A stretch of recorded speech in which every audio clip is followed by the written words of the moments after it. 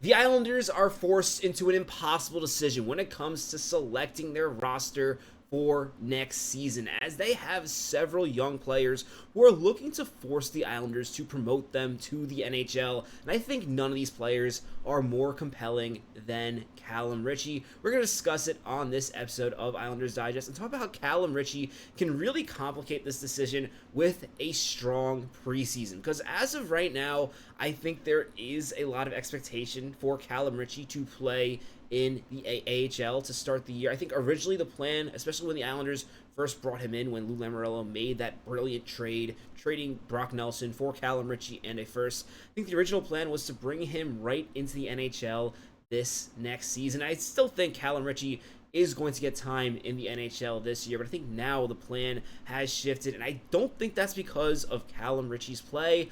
I think it's more just because the lineup decisions that Mathew Barzal has made so far, and really the trades he has and has not made. And Calum Ritchie has all the potential in the world to really complicate this situation by forcing his way into the NHL lineup. It's something he did last year with the Avalanche. Now he has another year of experience, and this can get really interesting. Before we break down what's the most likely outcome for Calum Ritchie, we have noticed that 64% of you who watch these videos have not yet subscribed to the channel. So if you're an Islander fan, you want more Islanders content just like this, be sure to subscribe. As of right now, 2/3 of you who watch these videos are not subscribed, and your subscription really helps a lot when it comes to making this content every day. Now let's really talk about the situation and how things can change. This is from an article from the Elmonters. Stefan Rosner. This is his premium Islanders blog, and I highly recommend, if you're an Islander fan, you want Islanders news and also just really interesting stories, interviews with players. I highly recommend the Elmonters. Stefan Rosner is great, the best when it comes to reporting on the New York Islanders. And one thing that's really interesting that he noted is when talking about this situation with Calum Ritchie and also players like Matthew Schaefer, who are trying to make the lineup. As of right now, when we're filling in the rosters on Puckpedia, just waiting for the season to return, it's easy to assume these players are likely going to start not in the NHL. But you gotta remember, players often show up to training camp and don't look exactly how you expect them to. Either it's a lot better than you expected, or sometimes a bit worse. And especially with how Calum Ritchie looked in this recent Islanders minicamp, he looked like he was already a man amongst children, playing with the other prospects on the Islanders.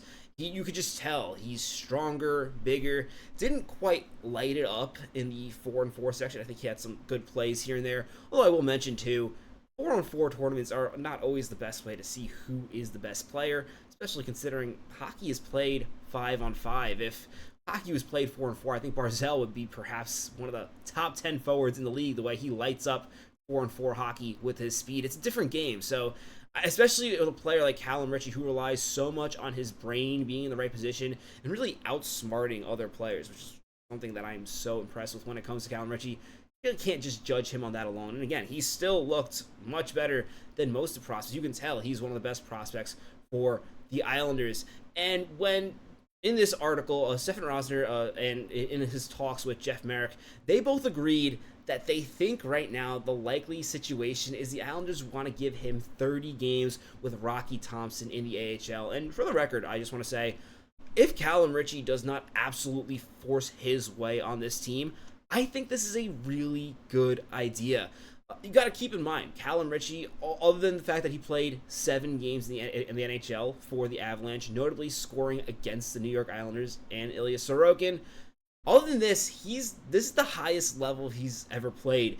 And the AHL will be the highest level he's ever played. While it's not the same as the NHL, it's still going to be a huge step for Calum Ritchie. And playing 30 games in the AHL is by no means a knock on any prospect. It is very hard to step right into the NHL, and the fact that we initially predicted Calum Ritchie would do this was more of a testament to how good he is as a prospect. And him playing the AHL would only be a way for him to really get more experience playing top-line minutes while having an easier time adjusting before making his way up to the NHL. And notably, if he did play 30 games in the AHL, he would be coming up around January, which is an interesting day because that's still before the trade deadline, but it would still give the Islanders some time to figure things out. To be honest, at that point, unfortunately, you're probably dealing with injuries. That's definitely something that's going to factor into this. I don't think we're talking about enough. It's great to assume, and you have to assume, that everyone is going to be healthy, in the sense where you're not going to go into a preseason just, well, I just assume this player, and that player are going to be injured, unless you have an insane injury history. You got to assume people are going to be healthy, but realistically, one or two players are going to get injured for the Islanders early on in the year, and this is going to make things really interesting for Calum Ritchie. I think the big question here is, what if he shows up a little more prepared than we expect? I mean, he already looked really good in the summer camp that we were talking about before. What if he also takes another step up during the summer, especially considering Calum Ritchie has been talking a lot about trying to put on some more weight for training camp? What if he shows up and he's taking another step? Because this is something we've seen happen with Isaiah George twice, where the prospect we were expecting to show up and then how he actually performed was not what we expected. He was well ahead of schedule. And while it's nice now to predict that Ritchie is going to be in the AHL for 30 games and then make a transition, I do think there is a realistic scenario where he pushes his way onto this team right away. I mean, thinking about Calum Ritchie, I think the best way to describe his caliber prospect, and it's kind of weird now because the Islanders prospect pool is so much deeper than really we've ever seen it. In all my time as an Islander fan, I've never seen this prospect pool as good. He's the closest prospect they've had since a Barzal type prospect. And I'm not saying he's going to be a Barzal. I'm not even saying his game is like Barzal, but he's that caliber of prospect. When Barzal forced his way onto the Islanders his rookie season, ended up winning the Calder Trophy.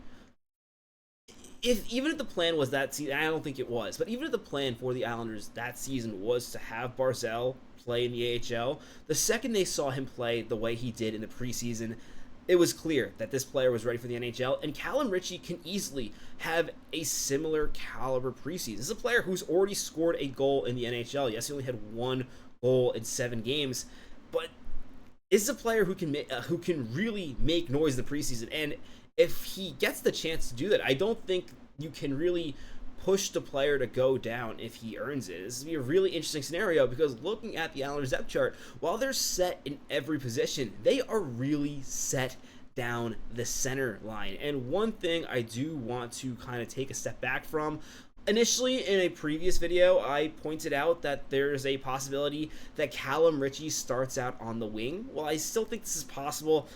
Thinking more about what type of player he is and how much he projects as a center, doesn't really make sense for the Islanders to put him at wing if center is the long-term goal, especially considering how Calum Ritchie's game projects as a center. A lot of times when players start on the wing and shift their players, kind of like Barzal, where their all-round center game is not as fully developed, while the offensive skill gets developed more quickly. Calum Ritchie seems to already have that all-rounded game. And now we're going to talk about some of the different possibilities that can take place if Calum Ritchie forces his way onto this team. And keep in mind, there are 5 centers. He doesn't have to beat out all 5, but realistically, he's going to have to beat out 3 centers. You have Casey Ciziquez, JG Pageau, and Kyle McLean, who are all looking for center minutes. This is a team that is once again very deep down the center position, which is what you need to see in an NHL team. The first option that this is an article from the Hockey News that brings up is the possibility that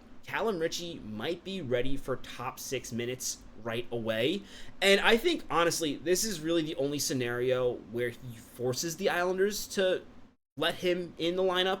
In that case, I think the plan ultimately shifts and Barzal ends up going back to wing, with Pageau continuing to play the third line center role, at least until Pageau is potentially traded in the future, which we're going to talk about a little later in this video. But I think if Calum Ritchie is going to make this team, it's going to be because he shows he already has top 6 potential. Realistically, if he makes the team as a third line center, while it's still impressive, it's probably going to be close enough where they at least try to send him down to the AHL for a bit. And again, if he dominates, say he plays 10 games in the AHL, puts up 13 points or so, the Islanders can always call him back up and make a decision. One thing that is good about this is even though there is going to be a lot of pressure, Pageau is still a valuable asset in particular. So while you might not get the same deadline last minute return for Pageau, considering how awful the center scope seems to be in the NHL, you still get a lot even if you make a trade earlier than you expected because of Calum Ritchie just performs that much better. This is going more talking about this second line center potential. I think this would be a really interesting outcome to see with Matt Barzal. Although the Islanders really want to try him as a center, again, they've showed in the past, I mean, obviously last year Barzal didn't play center. They're willing to play Barzal in the wing, and I think if Calum Ritchie does emerge as a second line center, which I think that is what he's going to be in the future, the question is if he can do it right out of camp next season. I'm not expecting this, for the record. I'm not saying I think Calum Ritchie is going to show up to camp and instantly be a second line player. That's very unfair to put on any player. Even if he was the first overall pick, it's unfair to look at Schaefer and instantly expect him to be a top 4 defenseman.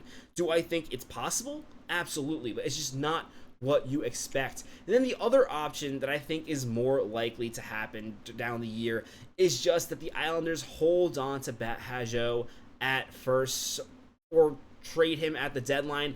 I don't really see there being a situation, I know that it's been talked about a lot, where Calum Ritchie makes the team and then as a result the Islanders trade Pageau right away, because we've seen a lot of times with young players, sometimes they make the team and then there's a bit of a speed bump, and I think I do think Matthew Darche really wants to hold on to this center depth as long as he can. The other thing, again, you have to keep in mind, injuries happen a lot, and last season, one of the big players who did get injured was Matt Barzal. And while I don't think Matt Barzal is injury prone at this point, I think if he has another major injury, we have to start having that discussion. But at this point, I think his injuries are more fluky than anything else, just because it's been a different injury every time. And every time it's been something that it's reasonable to injure you. But I do think, yeah, because of that, I don't think the Islanders trade Pageau right at the start of camp, even if Calum Ritchie completely impresses. I think it's more likely this is a situation where they move Matt Barzal to wing. He really seems like the odd man out. I can't really see them moving Pageau to wing because all the value Pageau has is at center. If you play Pageau at wing, then you're really tanking his trade value, which is not ideal for the Islanders at all. And as this article ends up saying, this is a really good problem to have, and I do want to emphasize this. While we're going to be talking about this a lot, this is not a problem in the sense where the Islanders have to figure out something now because this is going to be an absolute disaster. They're not losing anybody for, well, maybe they're sending Engvall down to the minors. They're not losing anyone for nothing just because they have too many players with Ritchie. You can send Ritchie down with no consequences. In fact, it might even be better for his development to play in the AHL to start at least. But let me know what you think about all this. Where do you think Calum Ritchie is going to be playing to start the season? And what are you expecting from him in his first NHL season? Because while I don't know how many games he's going to get next season, I do think at this point it's pretty clear that he's going to be getting NHL games, and I'm really excited to see Calum Ritchie. Personally, I'm not going to have my expectations too high, but I do expect that if he makes the Islanders at any point, for him to be at perhaps around a half a point per game, obviously getting more assists than goals. He is more of a playmaker, but I'd love to know your thoughts in the comments below. As always, if you haven't already, be sure to subscribe. My name is Patrick Nilan. I'm your host. Catch you on the next episode of Islanders Digest. Let's go, Islanders.